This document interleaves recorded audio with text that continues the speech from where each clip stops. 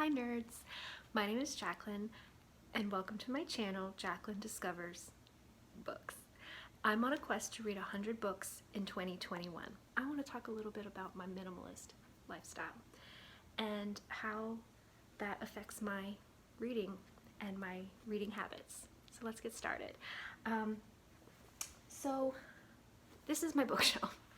It's really my TV stand that I use as my bookshelf, and as you'll see, I don't own a lot of books. I have a stack of books that I also grabbed from my bedroom, and this is it. This is all I own. And the reason for that is I don't like having stuff. My life is not focused on spending money on stuff. Many years ago, I read the Marie Kondo book, and I Marie Kondo'd my house, and I threw away bags and bags of stuff. And honestly, ever since I did that, I've really tried to keep that momentum going with the idea of having as less things as possible. I'm actually a very messy person naturally, so having less stuff makes it really easy to keep clean. And also, I'm just not into the whole consumerism thing, you know. I'm not into needing stuff to make me happy or to look cool for other people. I don't know if it's just with age or what, but I just really could not care less about that. Not here to impress anyone. So I'm new to BookTube, not just as a content creator, but also as a consumer of the videos. So I just started watching these videos within the last year when I also started my reading challenge, and I'm just seeing a lot of people doing huge book hauls. I mean, like 50 to 100 books in one sitting. I'm seeing a lot of people buying a lot of books, and I don't necessarily want to even cast judgment on those who are purchasing books that are beloved to them, that are sacred to them, that they love. I'm talking more about those who feel like they have to have a big bookshelf behind them full of books for the camera. Or I've heard people say, I'm starting a BookTube channel, so I had to buy all of these books so that it would look nice behind me. And it just surprises me to see that, especially because I'm seeing that a lot with a lot of younger people. And you know, younger people, not to stereotype, but younger people do tend to be much more focused on climate change and saving the environment. So it's just been something interesting to observe. How do I read my books? Most of the time I'm reading my books on my Kindle app, and I'm getting those books from the library. So I'm getting ebooks and audiobooks from my library. I use the Libby app and I use Hoopla, and then sometimes the Libby app will allow you to download the book to your Kindle app. And that's the large majority of the way I'm reading. And then there's times when either a book is brand new or it's just not at the library for whatever reason, and I do have a list that I keep, so whenever I go to a used bookstore, I'm looking for those specific books that are already on my TBR. I try really hard not to leave the store with a random book. Sometimes I do, but I do often return those books after I've read them, or drop them off at one of the little libraries in our neighborhood, which there's many. And I do have a few books from the little library, which I often also return when I'm done with them. So at the end of the day, I don't keep a lot of books. So let's talk about the books I do have. I don't even really remember, so let's just go through them quickly. And speaking of being thrifty, the actual shelf was gonna get thrown away at my mom's job, and she asked me if I wanted it, and so I went and picked it up, and it has some, you know, scratch marks and stuff on it where you could see the wood underneath, and I thought I'd paint it, but then actually when it came into my place, I thought I actually kind of like it looking a little rustic like this, so I kept it. Okay, so first let's go through the books on the bookshelf. I have I Could Pee on This and Other Poems by Cats. This was a gift from my best friend because I'm obsessed with cats. and it just has poems. It has poems from the perspective of a cat. Okay. I lick your nose. I lick your nose again. I drag my claws down your eyelids. Oh, you're up? Feed me. Come on. Is that not the cutest thing I've ever seen? Okay. Thank you, Erin. This book I got at the little library for my friend whose family is from Germany, and I thought maybe her children would like it. So I took it, and next time I see her, I plan to give it to her. It is The Musicians of Bremen, A Tale from Germany. Oh, this book I just finished. This is Felicity by Mary Oliver, a book of poetry. She's my new favorite poet. New to me. I got this book at a little used bookstore for $3.75. I might hold on to this for a little bit so I can reread some of the poems because it's new to me and I loved it so much. But eventually this will go in a little library or to the used bookstore. Talking to Strangers Without the Front. I am borrowing this from my sister-in-law who highly recommended it. And I also heard that this is by Malcolm Gladwell, who I have a love-hate relationship with. I really love his podcast, Revisionist History. It's actually the podcast that got me into podcasts, but sometimes he just gaslights me. But that's for another video. I'm really excited about this. I heard that the audiobook was really, really good and has some of the actual conversations with the police and Sandra Bland in it. So I might be doing read along with the audiobook with this one. I talked about this one in my faves and flops video as one of my favorites this year, an anthology about women making choices in their life. It's called If I Had My Life to Live Over, I Would Pick More Daisies. Another book that my friend Erin got me. I was just going through some things at the time. This was many years ago, and she got me a used copy from online of Your Erroneous Zones. Bold but simple techniques for taking charge of your unhealthy behavior patterns. If you don't have best friends who bring you books like this and tell you about yourself, you don't have real friends. Okay, this book, I just keep thinking I'm going to use this book. It's called The Nature Doctor. I got it for 25 cents at a flea market, I think. And it's a manual of traditional and complementary medicine.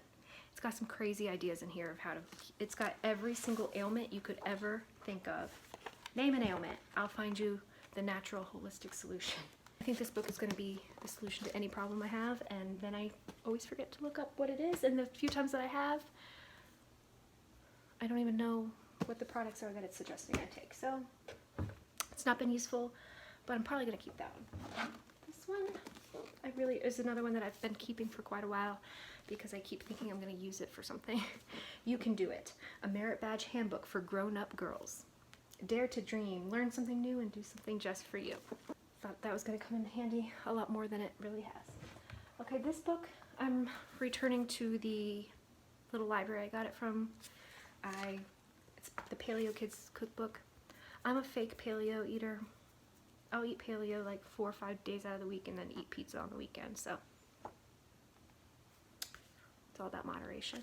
So I took out the recipes that I like from it, you know, screenshot them and stuff, and now I'm just going to return this.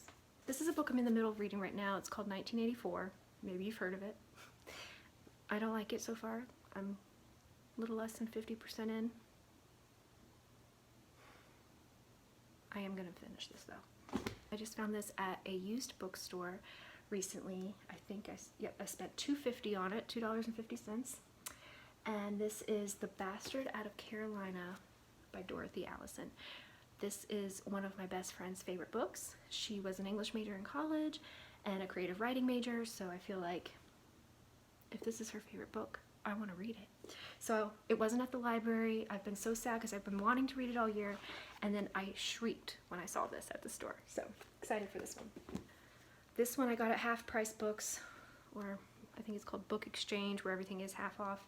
The Best American Short Stories. The reason I got this is because the editor is Roxane Gay. I'm sure I'll have another video one day about Roxane Gay and how I'm obsessed with her. I discovered her this year and really love her. So any book she, any story she picks, I want to read it. Also, I love following her on Goodreads. She gives the best reviews of books.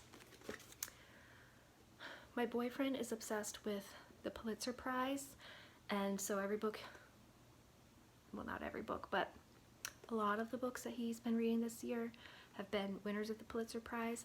And when I went down the list of the books that he was considering, this is on it. I had heard of it before, at least of the author, winner of the Pulitzer Prize. So, but we're both going to read this. And I'm glad I picked this up at the store instead of at the library, because there's all this, like, I don't even know what to call it, like graphics in the middle that I'm assuming as I'm reading will later make sense. So maybe, I don't know what it looks like online, but so I'm glad I have a hard copy of this.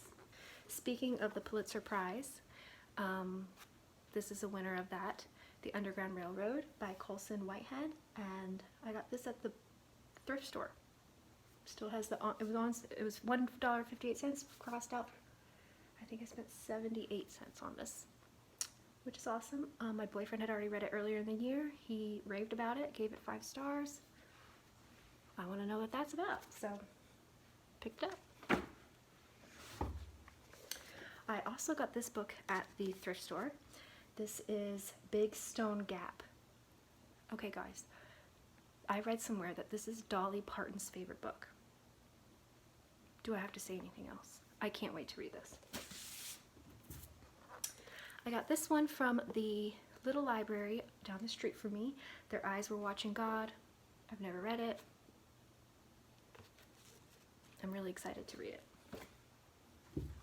Another book I'm borrowing from my sister-in-law, Being Mortal. Medicine and What Happens in the End. I might not get to this one this year. Sorry, Jessica. Okay, another book I've kept for way too long because I think I'm going to refer back to it, but never do. My mom bought this for me. Hint, hint, Jacqueline. Talking Dirty with the Queen of Clean by Linda Cobb. And it just gives you advice on how to clean. But, okay, everyone knows how to clean, but like, I don't know, let's think of something specific here. How to get the smell of burnt food out of your house. Boil a few slices of lemon in a saucepan to clear the air of the smell of burned food. So I keep this to pretend that I'm going to refer back to it. I just got this at the used bookstore the other day for $4.30. This was already on my list, but the library didn't have it. Carl Sagan's The Demon Haunted World. Science as a Candle in the Dark. Okay, the synopsis real quick. How can we make intelligent decisions about our increasingly technology-driven lives if we don't understand the difference between the myths of pseudoscience, New Age thinking, and fundamentalist zealotry, and the testable hypothesis of science? Can't wait to read this. This one I picked up from the little library. I'm not going to read it in retrospect, and I'm just going to return it to the little library. The 100-Year-Old Man Who Climbed Out the Window and Disappeared. Looks cute, but it's really long, and it wasn't on my original TBR. It was something to add on, and I've got too many other books I'm really excited about, so bye. So I picked this up from the used bookstore because it has just like really beautiful art and writing prompts and stuff. Sorry. But, you know, I looked through it at home and it was pretty and it was nice, but I'm not actually going to do anything with it, so this is going to end up at the little library as well. So that's it for the books on my shelf. I did have a couple of books on my nightstand, so I want to show you those. A Daily Dose of Dad Jokes. My best friend Amanda got this for me. So every day there's a different dad joke. What's today? Today is October 1st, so let's see what the dad joke is for today. Parallel lines have so much in common. It's a bummer they'll never meet. I love this book. So my stepbrother doesn't know I have this probably still, but a long time ago he was raving about how this was his favorite book, and I've had it ever since because he let me borrow it, and this was years ago. But you know, I wasn't really reading that much back then, so now that I'm reading, I've added this book to the list, and it's Ernest Hemingway's The Old Man and the Sea. Definitely gonna get to this year. It's short. I started it back in the day, but I was like 10 pages in and didn't finish. Gonna get to this. Next, I'm definitely reading this year. Midnight in the Garden of Good and Evil. I can't wait to get to this. Is this considered a nonfiction because it's a story? It's a real story, but kind of told like a fictional story. Does that count as nonfiction? Someone help me out. Okay. Oh, see, I should have looked at these before I did this. Well, Catherine, I still have your book of poetry. I have not taken very good care of it. If you want it back, come visit me. Okay, 5 Love Languages, The Secret to Love That Lasts. Highly recommend. Take the test online too. Writers Express, a handbook for young writers, thinkers, and learners. I've had this since the beginning of time. Love it. Never refer back to it. Never gonna actually really use this for anything ever again, but not getting rid of it. Okay, Billy Collins, Horoscopes for the Dead, a book of poetry. Love Billy Collins. And a friend of mine actually went to go see him do a reading, and in 2011, and then where is it? He got him to sign my book. So this is special to me, and I'm not going to get rid of this ever. The Paleo Diet, still got the sticker on it, says 50 cents. This is like one of the original books that talks about the diet. And the recipes in here are really bland and boring, but it's just kind of the bare bones of the Paleo Diet. And then I got this big paleo slow cooking book. So I don't mind having a book to look up recipes in. And that is it. I will probably get rid of almost, not all, because as you heard me say, there's a couple that I'm definitely going to keep for certain reasons, but most of these are going to be read and moved out of my house. So those are my books, and I would just encourage you, if you are someone who feels pressure to have a lot of stuff to, you know, come off a certain way to others, it takes a lot of work to find that inner confidence and that inner peace and that inner acceptance. It really does. It's a lifelong journey, but I'd encourage you to try and be aware of that need that you feel inside of yourself to please others with things and with appearances and with the way things seem, and just be yourself, and love to all. Have a good night.